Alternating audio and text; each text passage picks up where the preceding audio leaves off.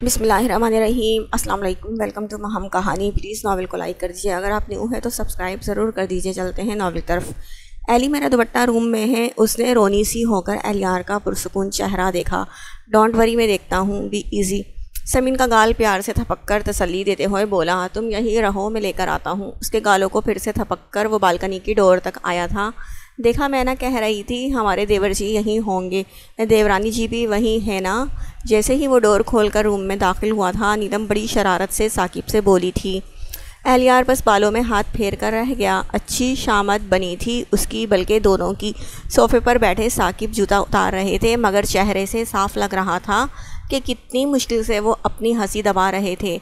आप लोग जल्दी नहीं आ गए? अब वो दोनों शर्मिंदा तो हो ही चुके थे, इसलिए कान खुजाते हुए बच्चों के पास नीम दराज बैठी नीलम को भी देखा।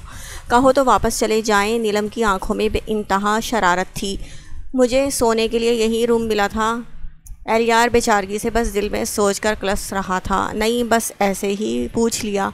साकिब दबी दबी मुस्कुराहट से अपने शर्मिंदा से छोटे भाई को देख रहे थे। कितना अच्छा लग रहा था वो। कोई बात नहीं यार, बालकनी में ही थे ना, तो इतना शर्माने की क्या ज़रूरत है। साकिब ने बड़े प्यार से एलियार की शर्मिंदगी दूर करनी चाहिए। मैं नहीं शर्मा रहा, अपनी बीवी के साथ ही था। उसका बोलना था कि नीलम और साकिब का कहकहा छूटा और वो तप कर बेड तक आया था। बातें करने गए थे वहाँ, बच्चे डिस्टर्ब ना हो इसलिए। अजीब फजूल लोग हैं। तेज़ तेज़ चलकर उसने बिस्तर तक आकर समीन का दुपट्टा ढूंढना शुरू किया। ऐसी बातें करने हम भी बहुत जा चुके हैं। साकिब की शौक़ी एलियार बस दांत कुचकुचाकर अपने कमरे में अपने काम में लगा रहा। लो देकर आओ, मैडम से कहो बाहर आ जाए अब। हंसती हुई नीलम ने दुपट्टा अपने तकिए से निकालकर एलियार की तरफ उछाला। वो बस उन्हें घूर कर बालकनी की तरफ बढ़ गया। इधर समीन रोहानसी सी हुई सब सुनती शर्मिंदगी से खड़ी थी। वो एलियार को उसकी शक्ल देखकर हंसी आई थी। सब तुम्हारी वजह से है, दुपट्टा तो लेने देते। वो खफा सी मासूम बच्ची लग रही थी। इट्स ओके यार, हम या बीवी हैं, कोई आशिक माशूक नहीं। जल्दी जल्दी सर पर दुपट्टा लपेटती समीन को प्यार से देख रहा था वो। आशिक माशूक ही बन गए हैं, छुप छुप कर मिलते, चिढ़कर बोलती। वो उसे हंसने पर मजबूर कर रही थी। मज़ा तो छुप छुप कर ही मिलने में है देवरानी जी। बालकनी के दरवाजे से नीलम का सर अंदर घुसकर दोनों को देख रहा था। आपको बड़ी खबर है, भाई के साथ खूब छुप छुप कर मज़े लिए हैं। एलियार अब बिल्कुल नॉर्मल हो चुका था, इसलिए बराबरी से जवाब देना शुरू किया। समीन बस शर्मिंदा ही सर झुकाकर रूम में आई थी। क्यों बन्नो रानी, कहाँ चली? नीलम ने उसे पकड़कर वहीं रोक लिया। साकिब को भी रूम में देखकर समीन शर्म से पानी पानी हो गई। हाथ छोड़ें भाभी, वो उनकी तरफ देखती मन मनाई थी। ऐसे कैसे देवर जी से? तो उन्होंने शरारत से जुमला आधा छोड़ा। अल्लाह भाभी, कभी तो सीरियस हो जाया करें। वो बेबसी से उनसे धीमी आवाज़ में बोली।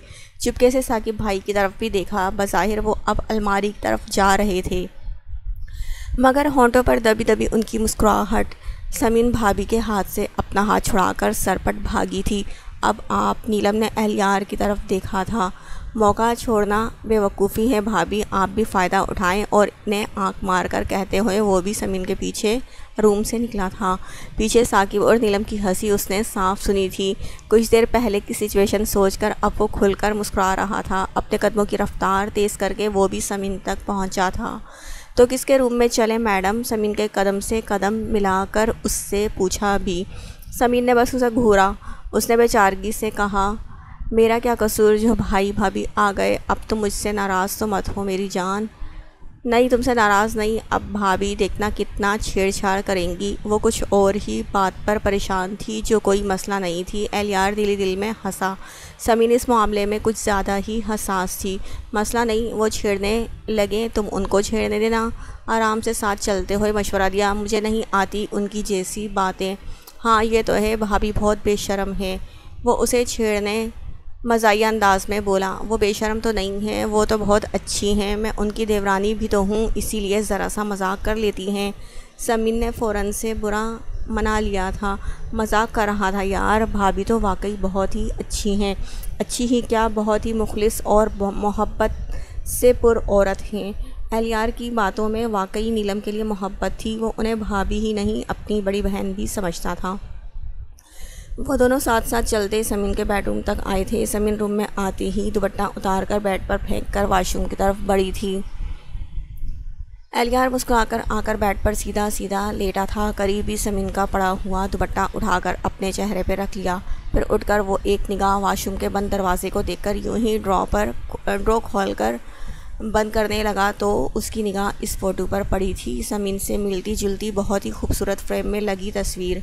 ये पहली बार था जो वो समीन के ज़ाती सामान को हाथ लगा रहा था।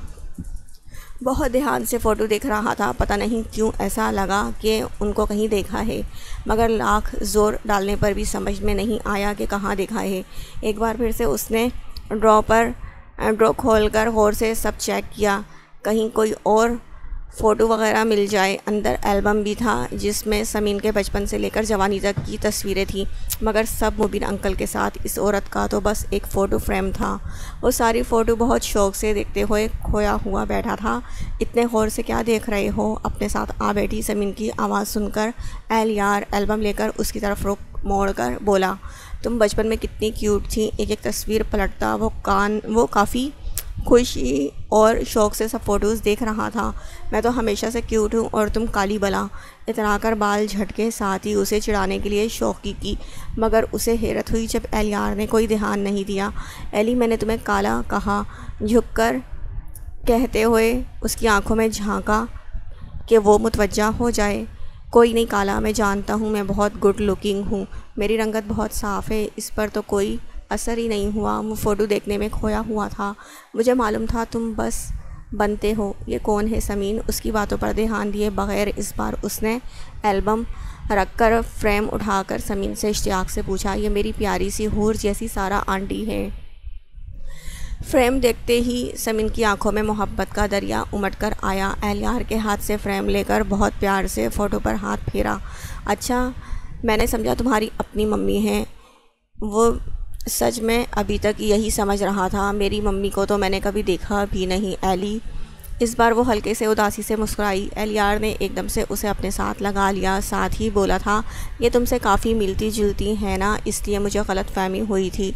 समीन की पुश्त थपकते हुए बहुत ही नरमी से बोला भी था, उन्हें सारा आंटी एक बार बोली थी। नहीं, सारा आंटी एक बार बोली थी, मैं उन पर हूँ। एलियार से अलग होते हुए जल्दी से कहा था। एलियार ने गौर से उसे देखा। फाइक साहब को डैड कहते हुए वो अब भी झिझकती थी। उसके इस तरह से देखने पर समीन ज़बरदस्ती मुस्कुराई। सर झटककर उसने समीन के हाथ से फ़ोटो फ्रेम लेकर फिर से देखते हुए बोला, हाँ, तुम डैड से बहुत शबीह रखती हो। उनकी जैसी आँखें, उनके जैसे बालों के कलर और भी बहुत सी बातें, मगर तुम्हारे होंठ, तुम्हारी हंसी बिल्कुल इनकी जैसी लगती है। देखो, फ्रेम उसके चेहरे के पास ले जाकर वो गौर से दोनों की सूरत देख रहा था। कोई भी आराम से धोखा खा जाता कि ये उसकी मम्मी की फ़ोटो है।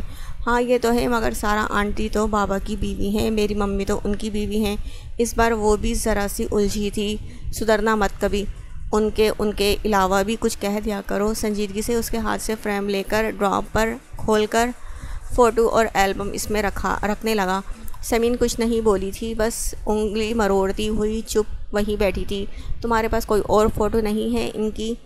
उसकी तरफ गर्दन मोड़कर देखते हुए उसने यूं ही पूछ लिया। समीन ने होंठ बनाकर ना में सर हिला दिया। एलियार सर हिलाकर सर झटक चुका था। तुम परेशान ना हो एली। समीन को उसके चेहरे पर उलझन सी नज़र आई थी। नहीं, बस ये फ़ोटो देखकर सोच रहा था कि तुम्हारी सारा आंटी को मैंने कहीं देखा है। एलियार ने फिर से जहन पर जोर डाला। शायद याद आ जाए कि इस औरत को उसने कहाँ देखा है। मुझे तो नसीहत की जाती है कि इन नहीं कहो। और ख़ुद तुम्हारी सारा आंटी, वो तुम्हारी भी तो सास जैसी हैं। अपनी आंटी कहते हुए मुंह दुखता है। एलियार ने फ़ौरन अपने साथ बैठी समीन को देखने लगा। वो कमर पर हाथ रखे, आंखें सुकेड़े, नाक फुलाकर उसे घूर रही थी। एलियार के होंठों पर बड़ी दिलनशीन मुस्कुराहट ने घेराव किया था। वो उसकी ज़िंदगी में इस तरह थी जैसे जीने के लिए हयात। जब उसका महबूब साथ है तो फिर ये उलझन, ये परेशानी कोई मायने नहीं रखती। पल में एलियार का मूड तब्दील हुआ था। उसे शौक़ी से देखते हुए वो बैठे बैठे ही आगे बढ़ा था। उसके इरादे भांपकर समीन तेज़ी से पीछे खिसकी। एलियार मुस्कुराता हुआ और खिसका था तो समीन और पीछे खिसकी थी। बस कर दो, वरना नीचे गिर जाऊंगी। पास आने में कोई मुश्किल है? उसे देखते हुए एलियार के होंठों पर मधम सी मुस्कुराहट थी। बहुत बड़ी मुश्किल है। कैसी मुश्किल? आपके इरादे नेक नहीं। आप जैसा सनम हो तो भला इरादे नेक कहाँ रह सकते हैं? अपनी आंखों में उसे भरते हुए इस बार उसे एक ही जस्त में पकड़ना चाहा। समीन इससे पहले ही तैयार थी। एक तरफ झुककर वो बड़ी सफाई से एलियार की गिरफ्त से निकल चुकी थी। इसके पकड़ से निकल जाने पर समीन ज़ोर से खिलखिलाई। मैडम, मुझसे बचना आसान नहीं। एलियार इस बार फिर उससे पीछे से थामना चाहा। वो खिलखिलाती हुई उसे पूरा रूम में नचा रही थी। दोनों की हंसी की आवाज़ पूरा रूम में गूंज रही थी। इस बार उसे पकड़ने का इरादा करके एलियार इसी सिमत मुड़ा था जिधर से वो घूमकर उससे भागना चाहती थी। समीन जैसे ही मुड़ी, एलियार ने उसे खींचकर अपने सीने में जकड़ लिया। हंसती हुई समीन उससे खुद को छुड़वा रही थी और एलियार हंसते हुए उसकी कमर को जकड़कर बिस्तर पर गिरा था। दोनों की खुशी से भरपूर हंसी पूरे रूम में प्यार का सरगम फैला रही थी। हंसी रुकी तो दोनों ने एक दूसरे की आंखों में वारफ्तगी से देखा था। अब आंखों में मोहब्बत के समंदर लिए वो एक दूसरे को देख रहे थे। एलियार के हाथों ने समीन की कमर को और भी जकड़ा था। वहीं समीन ने भी एलियार की गर्दन में अपने हाथ सरसराए थे। एक दूसरे की आंखों में देखते हुए दोनों के चेहरे एक दूसरे के और करीब हुए थे। इतने के तेज़ तेज़ चलती सांसों से सांसें टकराने लगी। आ जाओ नगार, इधर ही आ जाओ। सब मौसम को एंजॉय कर रहे हैं, इधर ही तुम भी आ जाओ। नगार को पोर्च की तरफ आते देखकर बड़ी माँ ने बहुत नरमी से बुलाया था उन्हें। वो भी आज बड़े फ्रेश मूड में थी कि उनकी मानकर वहाँ पर रखी कुर्सियों में से एक पर आकर आराम से बैठी थी। आदत के मुताबिक बड़ी नज़ाकत से एक पैर पर दूसरा पैर रख लिया। हाथ में लिया मोबाइल सामने टेबल पर रख दिया। आज तुम जल्दी आ गई ऑफिस से? बड़ी माँ ने उनकी तरफ देखते हुए सादगी से पूछा। साथ ही चाय की केतली उठाकर कप में चाय निकालने लगी। जी बस ऐसे ही, मौसम बड़ा अच्छा हो रहा है इसलिए आप यहाँ बैठी एंजॉय कर रही हैं। अपने स्टेप में कटे हुए बालों को नफासत से कांधे से झटककर उन्होंने लॉन में बरसती झमाझम बारिश की तरफ देखा। काफ़ी देर से बारिश हो रही थी और लॉन के हर डाली बारिश के पानी से भीग रही थी। हाँ, मैं तो अपने रूम में थी, बच्चियाँ मुझे यहाँ उठा लाईं। लो चाय और स्नैक्स लो। नीलम और समीन ने बड़े शौक़ से बनाए हैं। बड़ी माँ ने खुद उनके लिए चाय बनाई और प्लेट में स्नैक्स डालकर भी उनकी तरफ बढ़ाए। वो बस मुस्कुरा दी, हाथ बढ़ाकर बस चाय का कप लिया, स्नैक्स को छुआ भी नहीं। नीलम और बच्चे कहाँ हैं? दिखाई नहीं दे रहे। चाय का कप लबों से लगाते हुए उन्होंने ऐसे ही सरसरी सा पूछ लिया। अंदाज लापरवाही वाला था। वहाँ देखो, बच्चों के साथ दोनों बारिश को एंजॉय कर रही हैं। बड़ी माँ ने आंखों से इशारा किया तो नगार ने ज़रा सा रुख मोड़कर उस तरफ देखा। उनकी निगाह इस मंज़र पर जमी थी। उनके एक तरफ शेड बने हुए थे जहाँ साकिब ने बच्चों के साथ राड वाले झूले डाले हुए थे। मसनूई आबशार और ख़ूबसूरत सीढ़ियों से बना वो शेड अब उन्होंने ध्यान दिया था। इधर नीलम और बच्चे और उनकी दुश्मन भी मौजूद थी। उन्होंने उधर देखते हुए चाय की चुस्की ली। हंसती मुस्कुराती बारिश में बच्चों के साथ झूला झूलती समीन पूरी भीगी हुई थी, मगर दुपट्टा बड़े सलीके से सर पर लपेटा हुआ था। पैरों तक आता वो गुलाबी फ्रॉक वाला सूट पहने हमेशा की तरह हसीन तर से हसीन, बारिश में भीगती जैसे कोई खूबसूरत फूल। बहुत तेज़ी से उनके जहन के पर्दे पर समीन से मिलता जुलता एक चेहरा लहराया था। बहुत से मंजर आंखों के सामने फिरने लगे। सर झटककर उन्होंने फिर से रुख बड़ी माँ की तरफ मोड़ लिया। अजीब बच्चों वाली हरकतें हैं आपने। आपा नीलम को बहुत छूट दे रखी है। 2 बच्चों की माँ है वो, मगर ज़रा भी संजीदगी नहीं इसमें। वो कहना तो समीन को चाहती थी मगर नाम लिया बस नीलम का। नगार, नीलम मेरी बेटी है, इसका अपना घर है, जैसे चाहे रहे। और बच्चों की माँ बन गई है तो क्या अभी इसकी उम्र ही क्या है? क्या छोटी छोटी खुशियों को एंजॉय करना, शरारतें करना सब बंद कर दे? बड़ी आपा के मुंह से ऐसी तल्ख बात सुनकर उन्होंने कड़वा घूंट हलक के नीचे उतारा। नागवारी से अपनी बड़ी नन को देखा जो उन्हें ही देख रही थी।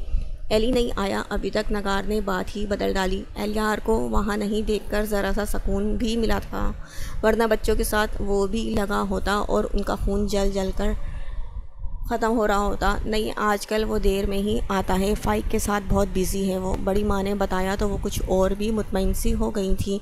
इधर उधर की बातें करते हुए वो बार बार समीन की तरफ भी देख लेती जिसकी खिलखिलाहट रुकी नहीं रही थी। न जाने क्यों दिल में बहुत तेज़ी से कुछ चुभने लगा। वो कैसे खुश रह सकती है? वो क्यों खुश है? इससे तो खुश वो देख ही नहीं सकती थी। न जाने उन्होंने आज ये महसूस किया था कि वो वैसी नज़र नहीं आ रही है जैसा वो चाहती हैं। वो तो गुलाब के फूलों से ज़्यादा खिली खिली नज़र आ रही थी। समीन बहुत खुश है। नगार समीन को देखते हुए अचानक बोली तो बड़ी माँ ने उनका चेहरा देखा। उनकी आंखों में ऐसा कुछ था कि बड़ी माँ ने महसूस करके संजीदगी से कहा, खुशियों पर समीन का भी हक है। वैसे भी समीन किसी चीज़ को सर पर सवार नहीं रखती, बच्चों जैसी है वो बिल्कुल। अभी कुछ देर पहले अपने बाबा से बात की है तो इसलिए बहुत खुश है। बड़ी माँ ने सब छुपाना ही बेहतर जाना। उन्हें नगार की आंखों से एहसास हुआ था कि उन्हें कुछ बताने का फ़ैसला सही नहीं है, इसीलिए ऐसा कह दिया, जिसमें झूठ भी नहीं था। कुछ देर पहले ही उसकी मुबीन से बात हुई थी और उन्होंने भी सुनी थी। कौन बाबा? फ़ाइक से बात हुई है इसकी। नगार ना समझी से उसको देखने लगी। मुबीन की बात कर रही थी। फ़ाइक को वो बाबा नहीं कहती। बड़ी माँ अब भी संजीदा थी। कहना भी नहीं चाहिए, उसका हक ही नहीं। यहाँ बाप बेजार, शोहर बस नाम नहात का किस हक से रह रही है ये मेरे घर में? कब जा रही है यहाँ से? नगार कुछ बेचैनी सी महसूस कर रही थी, इसीलिए तलखी से उन्होंने जो कहा था। बड़ी माँ ने बहुत नागवारी और गुस्से से उनकी तरफ देखा। समीन से तुम्हें क्या ख़तरा नगार? वो बेचारी अगर यहाँ एली की बीवी बनकर रह भी रही है तो क्या परेशानी है? एली नहीं है वो एली की बीवी समझी आप आपा। अपने हाथ में थामा कप उन्होंने एकदम से फर्श पर पटक दिया था। आंखों में जैसे नफ़रत छलक पड़ी। इतनी नफ़रत बड़ी माँ साक्षी नगार को देखने लगी। इस नफ़रत में पहली बार उन्होंने नगार का चेहरा स्याह पड़ता महसूस किया था। पहली बार उन्हें यह एहसास हुआ समीन को फ़ाइक से नहीं बस नगार से ख़तरा है। आप लोग ये मान कर रहे हैं आपा, जब तक मैं ये रिश्ता ख़त्म नहीं करवा दूँगी चैन से नहीं बैठूँगी। इस लड़की को कभी मैं अपनी बहू नहीं कबूल करूँगी। मर जाऊँगी मगर इसे खुश नहीं देखूँगी। बड़ी माँ साक्षी उनके जहर में डूबी बातें सुन रही थी। उनकी आंखों में जो सदमा था नगार को एहसास हो गया। वो जज्बात में आज गलत कर बैठी हैं।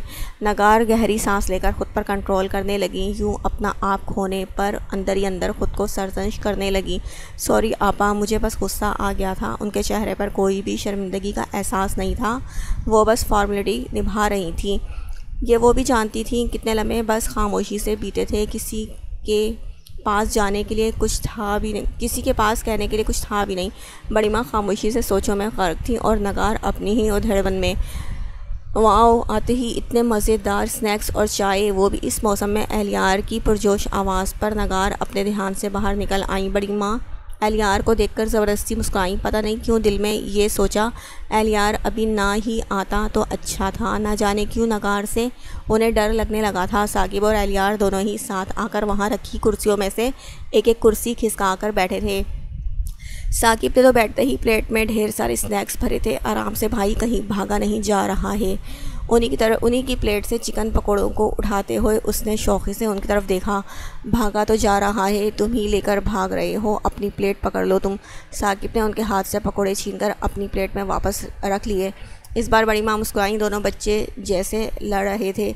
जाओ अपने रूम में फ़्रेश हो जाओ। एली साकिब की प्लेट में से फिर से हाथ बढ़ाते एलियार को देखकर नगार टोके बिना नहीं रह सकी। मम्मी, मेरा मूड बहुत फ़्रेश है और फ्रेश नहीं होना मुझे, एलियार मुस्कुराकर उनसे कहता अपनी प्लेट में स्नैक्स निकाल रहा था। नगार किस मकसद से एलियार को हटाना चाहती थी ये बड़ी माँ भी समझ रही थी। बस अफसोस से अपने भतीजे को देखा जो अपनी ज़िंदगी को संवारने की कोशिश में लगा था। मगर क्या नगार के होते हुए ऐसा मुमकिन था? अब वो हकीकत में फ़िक्रमंद हो गई थी। क्या बातें फुप्पो, बहुत चुप हैं आप। एलियार ने इस बार रोल खाते हुए अपनी प्यारी फुप्पो की तरफ भी देखा। जब से वो आकर बैठा था वो अभी तक एक लफ्ज़ नहीं बोली थी। उनकी खामोशी महसूस करके एलियार ने उनसे पूछे बिना नहीं रह सका। नगार ने नागवारी से नाक सकोड़ी। हो गया फुप्पो भतीजे का ड्रामा शुरू? कुछ नहीं बेटा, बस ऐसे ही। खुद को संभाल कर वो बस हौले से मुस्कुराई। एलियार मुतमईन होकर उधर देखने लगा जिधर दिल की धड़कनें सदा दे रही थी कि महबूब किधर है। इतनी बारिश और ये शौक़, कोई देखे या ना देखे, समीन को ढूंढते एलियार की निगाहें सबसे पहले उधर गई थी। मगर बोला अब था। साकिब ने खाते हुए उधर ही देखा जिधर वो लोग आराम से इन दोनों से बेखबर थी। आपस में सर जोड़े बोलती और कह लगाती, सारे फालतू शौक़ मेरी बीवी में भरे हुए हैं। मुँह बनाकर कहते हुए उन्होंने प्लेट में ढेर सारी चटनी उंडेली। भाभी से कह दूँ आप क्या बोल रहे हैं? एलियार ने उनको छेड़ने के लिए उनकी तरफ देखा। शौक़ से? वैसे तुम्हें भी तो वहीं पहुंचने की जल्दी होगी। आधी बात तेज़ और आधी बात उसके कान में घुसकर कही। वो बस उन्हें देखकर उनके पैर पर पैर मार चुका था। आपको नहीं है ऐसी बारिश, और दूर बैठा सनम। एलियार ने मार लेने के बाद कान में झुककर सरगोशी भी की। अपनी अम्मा की तरफ देखकर बात करो, फिर सनम की तरफ जाना। साकिब ने बहुत आहिस्ता से बड़बड़ाकर उसकी तवज्जो नगार की तरफ करवाई, जो इन दोनों को घूर रही थी। एलियार सीधा होकर बैठ गया।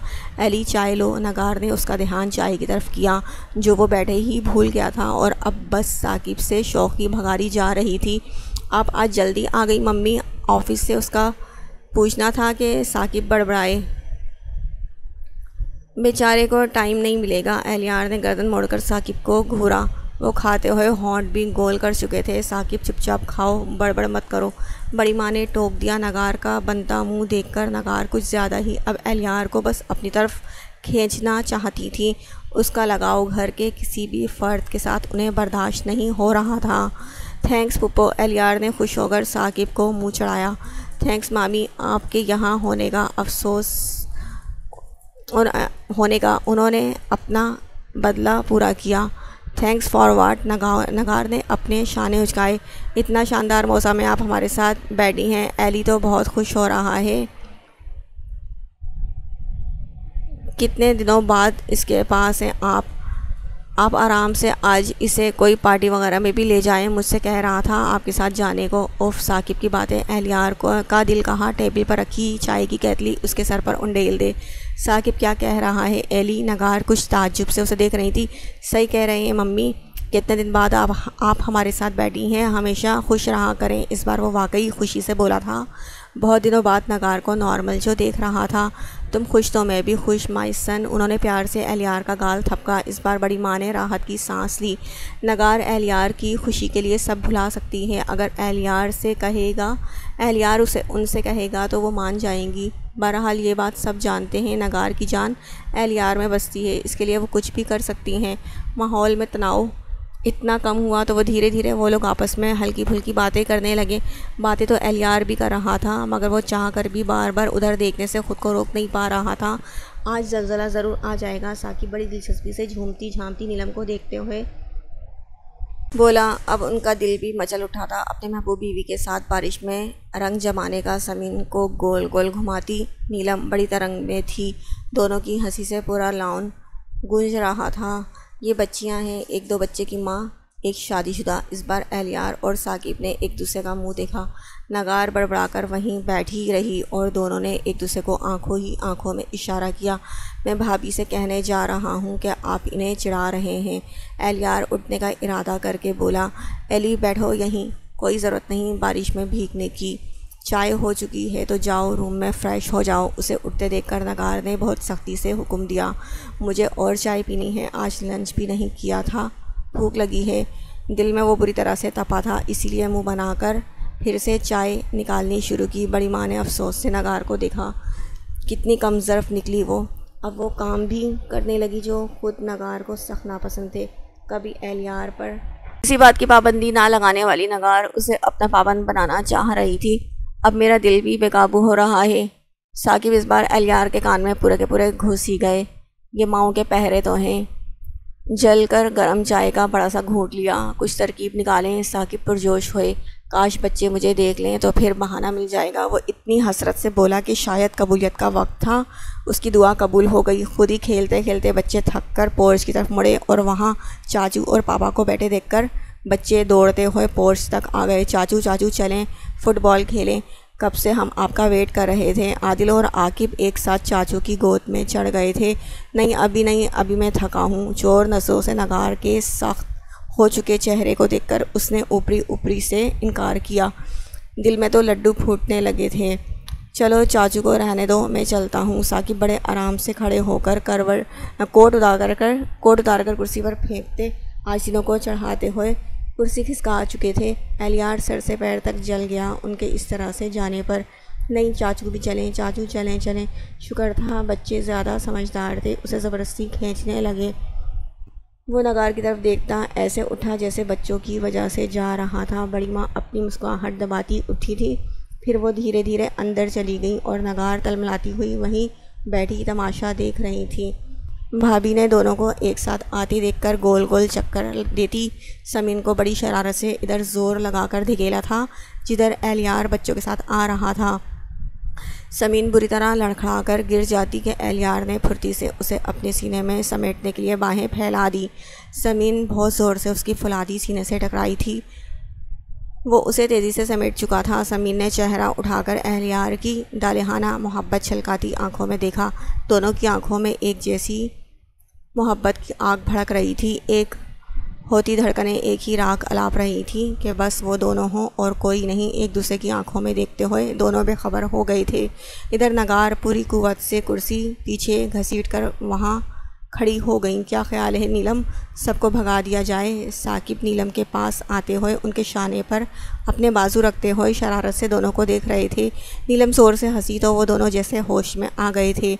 समीन उछलकर इससे दूर हुई थी। सर पर भीगा दुपट्टा और अच्छे से लपेटकर साकिब और नीलम की तरफ देखा। शर्म से आंखें झुकी जा रही थी। इधर नगार की आंखों में ऐसे ही कई मंजर लहराए थे। अब उनकी बर्दाश्त जवाब दे गई थी। झटके से मुड़कर वो अंदर चली गई थी। देखा, मैं ना कहती थी दोनों आएंगे। जीत गई ना मैं शर्त में। खुशी खुशी से ताली बजाकर समीन से बोली, कैसी शर्त लगाकर बैठी थी आप मेरी बीवी से? एलियार ने ज़बरदस्त बारिश में भीगते हुए बालों में उंगली फंसाकर उसे पेशानी से हटाया। ज़रा सा मुड़कर पोर्च की तरफ भी देखा। नगार को वहाँ ना देखकर दिल में सुकून उतर गया। अब वो खुलकर हंसता समीन के पास आकर खड़ा हो गया था। हमारी आपस की बातें तुम्हें क्यों बताएं? नीलम ने आंखें मटकाकर शर्माई शर्माई समीन की तरफ देखा। उसने आंखें दिखाकर तंबी की थी, हमें तो शरीक कर लें। साकिब रोमांटिक बनते हुए नीलम के शाने पर झुके। ऐसे कैसे जाएं चाय पी लें, हम तो बारिश इंजॉय कर रहे हैं। नीलम जली हुई थी इसीलिए धकेल कर दूर किया। समीन ने निचला लब दांतों में दबाकर हंसी दबाते हुए नीलम को देखा, फिर मुंह बनाते साकिब को। इधर एलियार बस उसे देखने में लगा हुआ था। खुद पर जमी एलियार की निगाहों का समीन को अच्छे से अंदाज़ा हो रहा था। भाभी अब अंदर जाऊं, मुझे सर्दी लग रही है। अपनी भलाई उसे अंदर जाने में ही लगी थी। अच्छा, इतनी देर से सर्दी नहीं लग रही थी? मेरे आते ही अंदर जाने का ख्याल, चुपचाप यहीं रहो। आदिल को गोद में उठाकर वो और भी उसके करीब होकर खड़ा हो गया। समीन एक नज़र उसे देखकर नीलम के पीछे जाकर खड़ी हो गई। यूँ बारिश में भीगकर अजीब से एहसासात से दोचार हो रही थी वो। एहलियार ने होंठ गोल करके अपने सजन के अंदाज़ देखे। उसके तो हर अदा ही जानलेवा थी। एहलियार और साकिब नासमझी से अब उन्हें देख रहे थे। अब छुपने से काम नहीं चलेगा, शर्त पूरी करो। नीलम ने शरारत से उसका हाथ पकड़कर खींचकर सामने किया। भाभी, मेरा ऐसा कोई इरादा नहीं। समीन चोर नज़रों से एहलियार की तरफ देखकर आहिस्ता से बोली थी। आंखें फिर से झुक गईं। अच्छा जी, अब हम अंदर जाएं तब करोगी? नीलम फिर से तैयार थी। उसकी कमर में हाथ लगाकर गुदगुदी की तो वो जो उछलकर उससे दूर हटी। नहीं भाभी, कभी नहीं। क्या शर्त थी भाभी? एहलियार मुतजस्सिस हुआ। कुछ नहीं। नीलम से पहले समीन बोल पड़ी। अरे ऐसे कैसे? साकिब हंस के बच्चों से बॉल लेकर उनके साथ खेलने के लिए आगे बढ़ गया। जानता था नीलम की शर्तें भी नीलम की तरह बेबाक होंगी।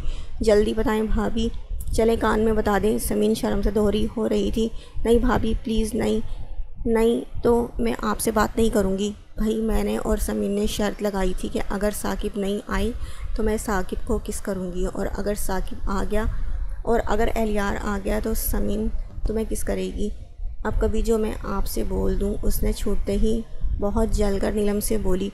नीलम ने उसे ज़बान दिखाई तो उसने भी नाक चढ़ाकर उन्हें चिढ़ाया। वाह भाभी, दिल खुश कर दिया आपने। रोज़ रोज़ ऐसी शर्त लगाया करें। चलो अब पूरी करो अपनी शर्त। एहलियार पुरशौक निगाहों से उसके नाराज़ चेहरे को देखकर खुशी से बोला। भाभी ने क्या कहा लगाया? वहीं समीन बुरी तरह से तप गई। जहाँ पर लगाऊंगी तुम्हें, ये इसी लायक है। साकिब हंसते हुए एहलियार के शाने पे मार चुके थे। चाचू, लड़ाई बंद करें, चले खेले ना, वरना लड़ाई में खेल रह जाएगा। इतनी देर से इनकी बातें सुनता आकिब झंझलाकर बोला, ओके, 2 टीम कर लेते हैं, क्रिकेट खेलते हैं। एहलियार ने जल्दी से आकिब से कहा, ठीक है, हम लड़कियां और आकिब हमारे साथ। नीलम दुपट्टा बांधकर मैदान में उतर आई। यस, कम ऑन, शुरू करो। साकिब भी जोश से कहकर बैट उठा चुके थे। आपको मालूम है, मैं इंजेक्शन देखकर बेहोश तक हो जाती हूँ। बाबा से पूछ लीजिएगा। ये पहली बार था कि वो फाइक साहब से बराह रास्त बोली थी। अंदाज़ बड़ा भोलेपन से भरा था। ये देखें डैड इंजेक्शन देकर बेहोशी, बीमार होती तो अंकल फिर कैसे ठीक करते थे तुम्हें। एलियार अपनी हंसी छिपाता संजीदा बन गया। तुम हंस रहे हो मेरी बात पर। समीन को बुरा लगा, उसने झींक कर हंसी दबाई। नहीं मेरा बच्चा, मैं बिल्कुल नहीं हंस रहा। फाइक साहब बहुत दिलचस्पी से दोनों को देख रहे थे। मुंह बनाती समीन और प्यार से मनाता एहलियार। ना जाने क्यों आंखों के गोशे नम हुए थे। तुम्हें मालूम है बाबा सारी मीठी मीठी मेडिसिन लाते और सारा आंटी घरेलू नुस्खे आजमाती थी, दुआएं दम करती थी। मैं बीमार पड़ जाती ना तो वो सारी सारी रात जागती थी मेरे पास। बाबा तक सोते नहीं थे। अगर दिन गर्दन अकड़ाकर बड़े फ़ख्र से उन्हें बताया था।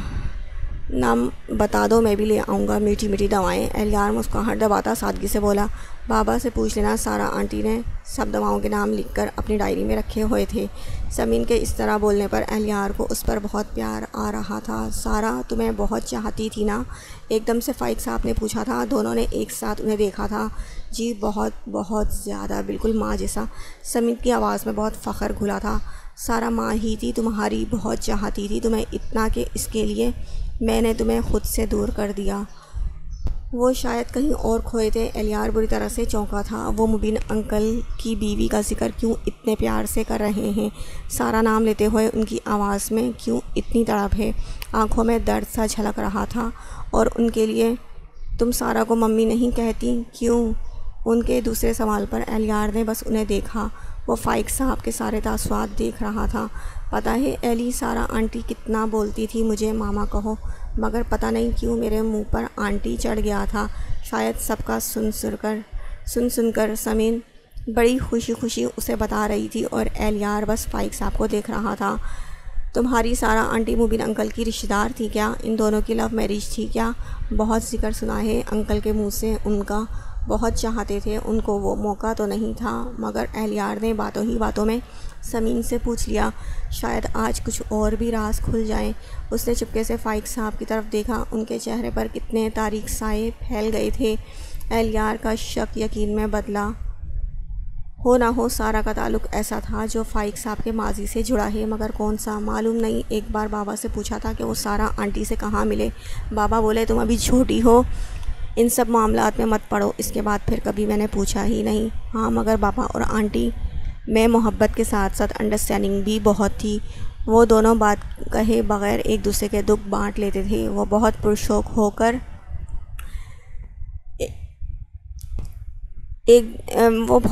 होकर उन दोनों का जिक्र कर रही थी। एहलियार बहुत गौर से फाइक साहब को देख रहा था, जिनके चेहरे का रंग तब्दील हो रहा था।